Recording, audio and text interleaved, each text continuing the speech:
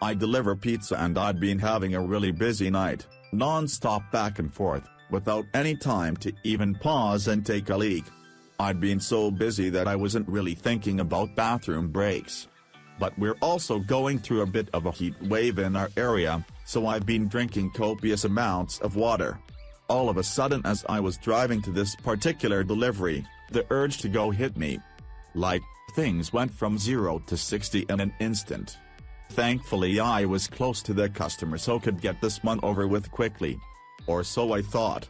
I pulled up to the house, and it was an area I'd delivered in before, so I could immediately see that something wasn't right.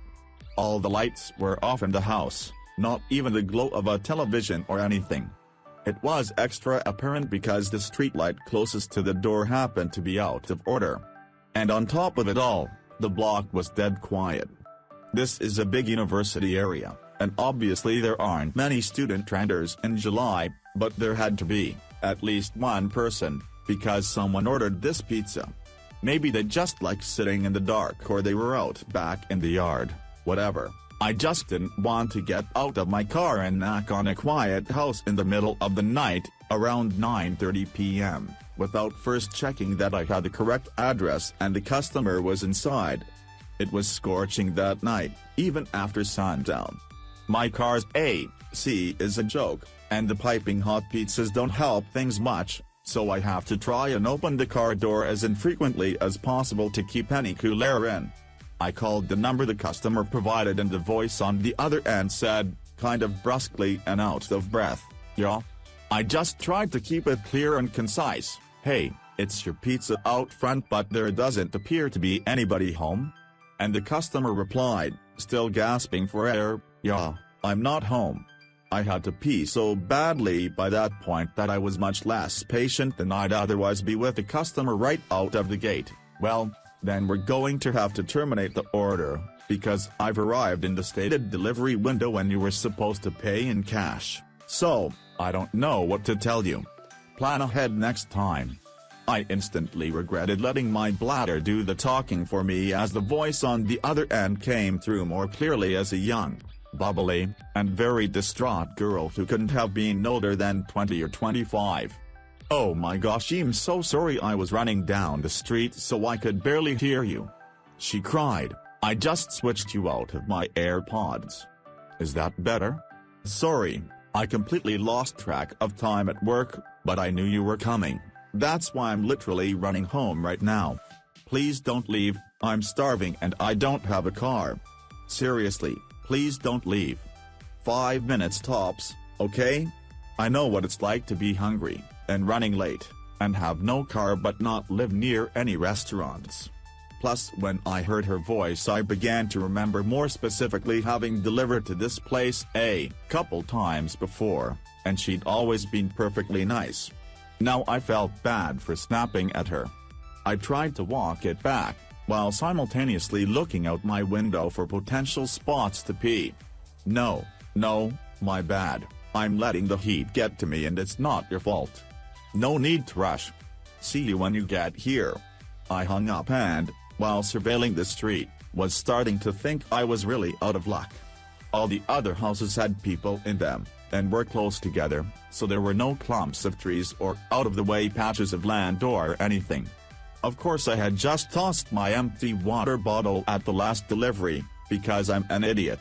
Finally, I decided it was escalating to the point of an emergency, and the safest bet was to use a bush in front of the woman's house.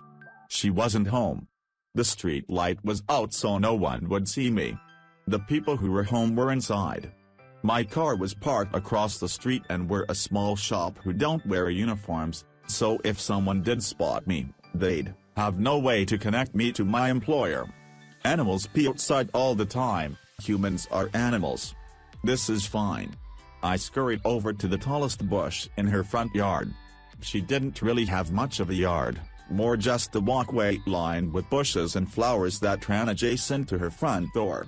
The biggest cluster of bushes, the only one where I could be sure there would be no visible splatter on the side of the house, was about 4 feet from her door. I looked both ways, unzipped, and let fly.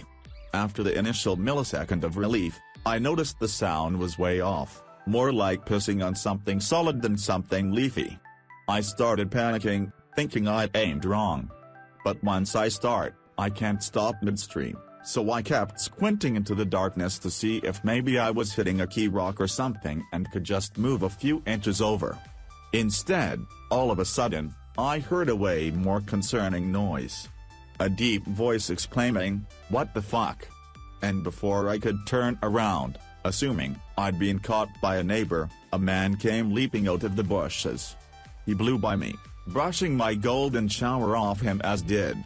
He spit pretty emphatically on the ground, so I think I might have beamed him right in the face.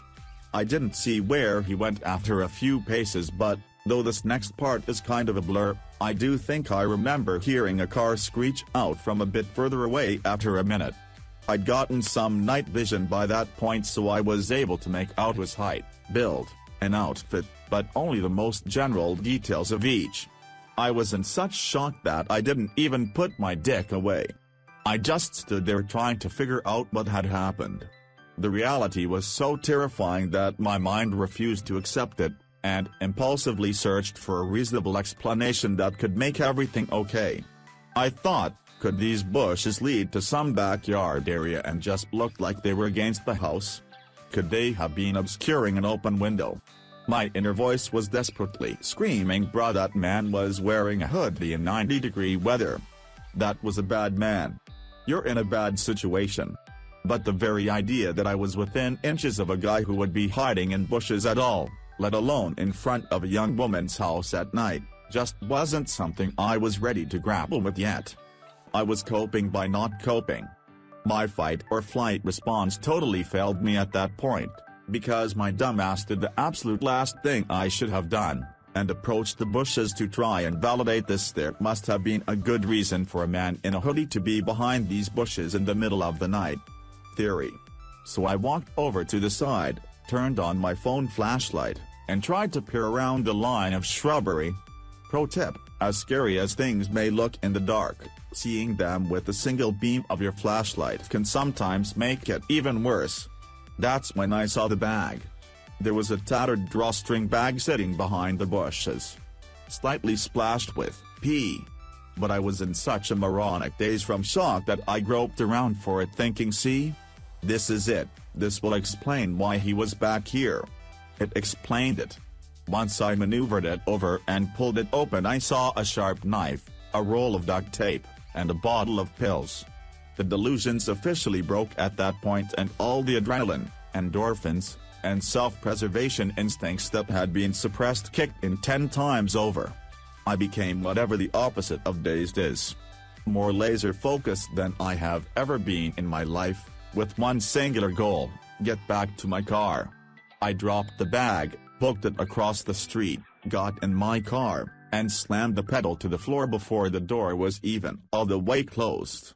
I went as far as I could as fast as I could until I hit a red signal. Then I pulled off to the side and realized I shouldn't be driving any more than necessary in the condition I was in. I pulled into the parking lot of a 24-hour drugstore and took a breath. I was finally calm and coherent enough to zip up and formulate a plan of action. My first lucid thought was, who do I call first, the police or the girl whose house that was? I thought about it for what couldn't have really been more than 10 seconds, but felt like an hour, and decided, okay, I am in my locked car with the engine running. If trouble starts, I can drive away. I know something's up, she might not, she needs to know not to keep walking in that direction. But as I was dialing her number, it occurred to me, what if there was no girl? I thought I remembered delivering to that house before, but what if I was wrong? What if the girl on the phone was just a decoy to get me there to rob me, or worse? Every pizza guy on the planet has seen the Evil Genius documentary by now, so I thought she called me all out of breath. She wasn't home. The whole thing was off. Can't risk it. I'll start with the cops. I called 911. The operator was very helpful in keeping me calm, because I was a complete wreck by this point. He kept assuring me that someone would be there soon. I kept telling them they had to get there before the girl did, but I was trying to express 3 thoughts at once, and really damaging my own credibility. It came out more as, "You've got to save this girl because he wasn't after me, I was just delivering a pizza." Unless they were after me, in which case there might not be a girl, but I talked to one on the phone, so then you should find that girl because they used her to lure me there. But if she's real, she doesn't know about the guy, who was also real, and there could be more guys if there's actually a girl, and you know what? Even if there isn't a girl, there might actually be more guys. I only checked one part of the bushes, so I don't actually know. But we'll know which guy is the one I saw because I pissed all over him, you know. I didn't mean to, this was back when I thought the girl was real but not home, but she might be real, so you really need to find her if she is, because the guy was real. Finally they basically just asked me to stop talking and stay on the line. But that was when I saw an incoming call from the customer. I couldn't answer it without disrupting my 911 call, so I just ignored it. But then she sent me this text like, "Hey, I'm here, don't see you?" I told 911 she was there and they said officers were only minutes away. But who knows how long that meant. Especially after I'd given such a scattered account of the events in my panic. I just felt overwhelmed with guilt. Because my rational mind said the odds of her being a decoy girl for some large scam targeting pizza guys were low and the odds of her being the intended victim of a predator were high. So I put my 911 call on mute, where I can hear them but they can't hear me, and turned back. Heart absolutely pounding out of my chest, compulsively muttering fuck, fuck, fuck, fuck, fuck, the entire way. Then I took 911 off mute and told them I had returned to look for the girl. They weren't happy about that, but I saw her meandering past the parked cars in the street looking to see if one was mine, and I waved her down, flashing my brights. She bounced on over to the window of my car, happy-go-lucky. I figured that was a good sign that she wasn't in on whatever this was. But I was just so scared to be back in the general area and to not know what had just happened or what was going to happen. I kept whispering, "Get in. Get in." And she was like, "Get it? Huh? Oh. You want me to get the pizza from the back?" I didn't want to make the same mistake with her that I had made with 911, so instead of trying to tell the whole story, I stuck to the bare basic facts. There was a man in your bushes. I'm on the phone with the police. I don't know where he is right now. Please get in the car so we can lock the doors. I was barely able to get even those sentences out, and I was shaking like I'd had 10 cups of black coffee. I held up my phone with 911 on the call screen to verify it for her. I thought that was why she got in the car with no further explanation, but it turns out that wasn't entirely it. "You still there? Is she with you? Are you safe? Is anyone else there?" 911 kept checking in, not knowing who the third party I was talking to was. I reassured them, and we drove, more cautiously this time, to a location 911 instructed us to wait to speak with police after they cleared the area. I didn't actually have to do much after that. The police came pretty soon after. A police car met us. I gave a statement telling them everything I observed, and she went to go speak to more officers in more detail than they needed me for. It turns out the reason she got right into a strange pizza guy's car without probing any deeper into my story is because she knew who the man was right away from my description. She had an abusive ex-boyfriend who was apparently psychotic enough that he immediately came to mind from hearing "there's a gay in your bushes." She later called us to thank me and insist on leaving a huge tip. I wasn't there when the call came in, so the kid who answered didn't know to refuse to accept the money. But the manager already promised the next time we see her we can load her up with enough one free pie cards to last a lifetime. Easily the scariest thing that has ever happened to me, on the job or off. I don't get the chance to tell the story much, because I try to avoid sharing it with anyone who could possibly know the girl or know of the event. But I'm still not the same since. Even though I know he didn't even have anything to do with me directly, this truly shook me to my core. So, Man in the bushes, let's not meet. I am so proud of you for doing the right thing. When I was 22, I was delivering pizzas in a suburb of Memphis, TN. They tried to not send the girls to the bad areas, and my husband was a GM at another store. I had to deliver to a sketchy area one night, and so I turned on all my Find My phone and everyone knew where I was going. And when I got out of my car, a teenage boy came up to me and said that it was a group of men that belonged to a certain gang who had ordered the pizza and I shouldn't walk up to the second floor apartment. I should leave as fast as I can because they don't get many white girl deliveries here. To which I promptly listened and got back in my car and left. Before I got back to the store, they called complaining and said that the store needed to send the white girl back so they could teach her a lesson. I will forever be grateful to that kid who, Lord knows, most teens just looked the other way. But he knew it wasn't going to end well.